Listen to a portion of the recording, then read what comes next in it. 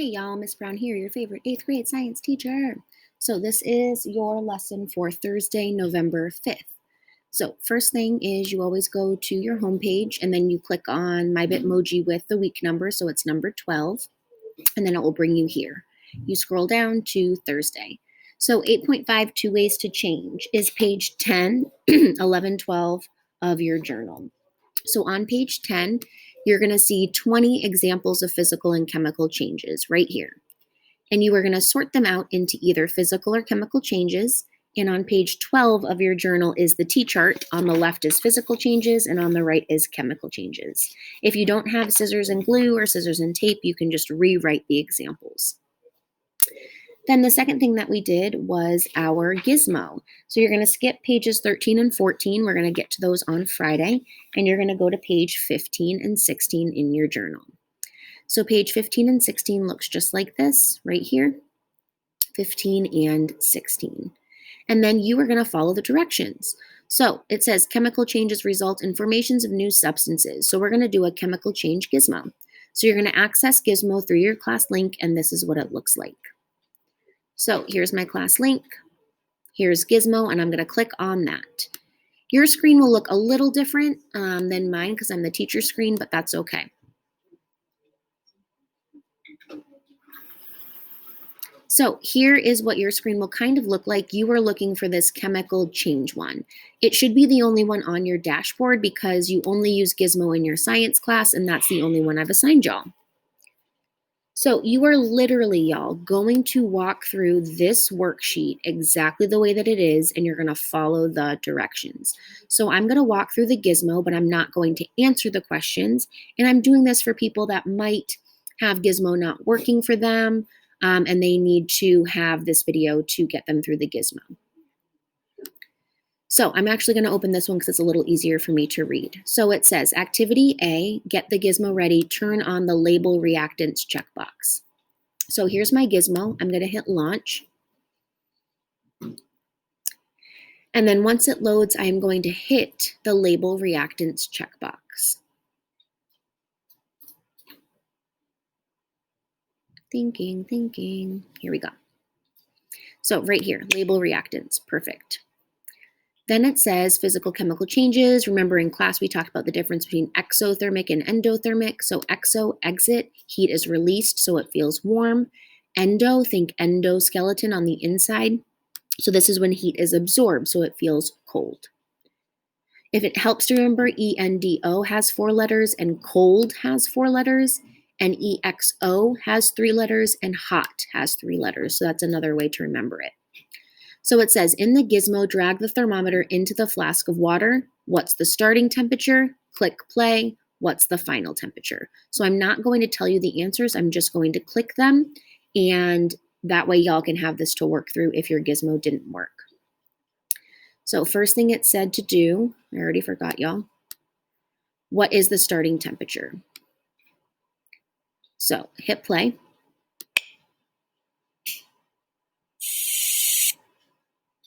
Nope, I messed it up. So hit restart. It said drag the thermometer into the water. There we go.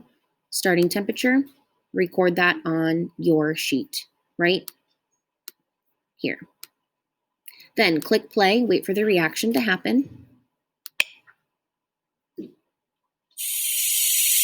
And then here's the current temperature. Write that down on your sheet right here. Final temperature. And then was this an exothermic or endothermic reaction? So you need to think about, was it hot, heat was released, temperature rose, or was it cold, heat was absorbed, temperature was reduced or lowered? So here to here. Awesome. Now, part 2. Observe 2 families of chemicals are acids and bases. Acids and bases can be detected by an indicator, which is a substance that changes color in the presence of an acid or base. So phenol red is an indicator that is yellow in an acid, it is orange in neutral, and it is pink in a base. And a cool fun fact, hydrangeas, those flowers, are actually natural indicators. And if you see hydrangeas that are blue, that means that the soil is more basic. And if you see hydrangeas that are like pink or red, that means the soil was acidic. And then also red cabbage is a natural indicator. So it says, click reset, drag the phenol red next to the water. What does the indicator show? Hit reset, drag the phenol red next to the water. And what color is it still? It is yellow. So this is what it is. So please record that right here. Then click play, wait for the reaction to end, and what does the indicator show?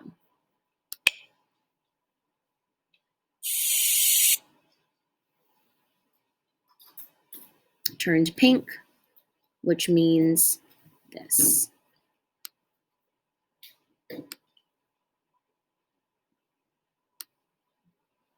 Okay, number 3, click reset, select the gas collection setup.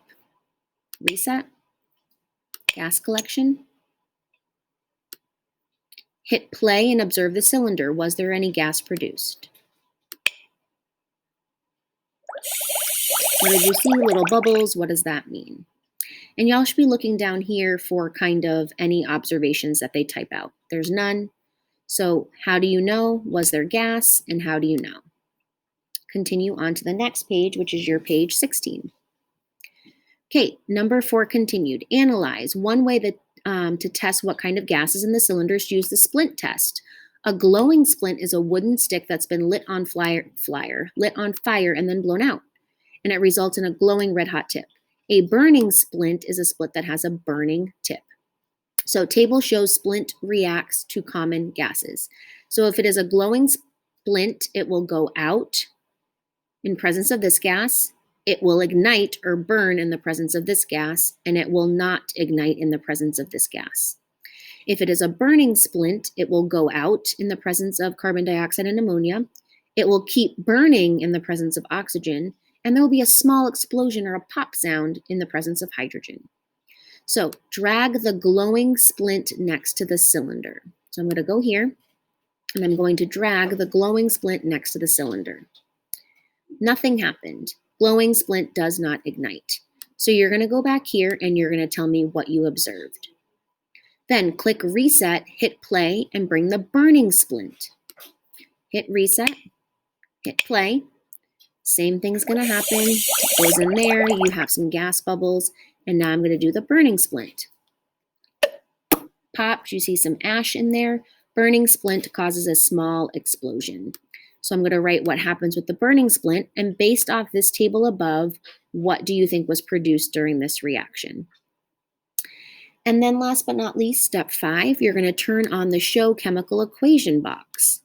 So I like to hit reset, and now I'm going to hit show chemical equation. So here's the chemical equation.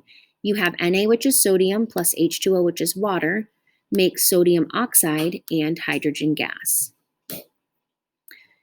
So symbols represented. H is for hydrogen, O is for oxygen, Na is for sodium. The reactants are on the left and the products are on the right. The way that I think about this, y'all, is product like a final product. It's the end. So in a math equation, the final product would be on the right, like 2 + 2 = 4.